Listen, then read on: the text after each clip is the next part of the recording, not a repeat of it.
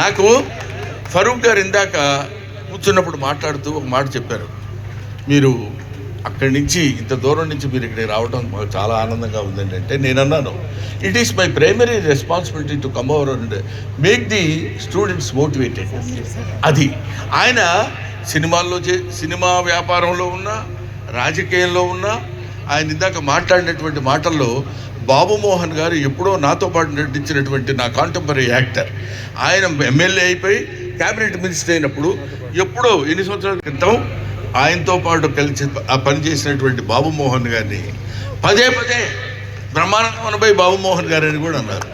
నాకు చాలా ఆనందం వేసింది. ఎందుకంటే బాబు మోహన్ ఇద్దరం బ్రదర్స్లా ఉంటాం కాబట్టి ఆయనన్నా నన్నన్నా ఒకటే, మేమందరం బికమ్ కమిడియన్ కమ్యూనిటీ.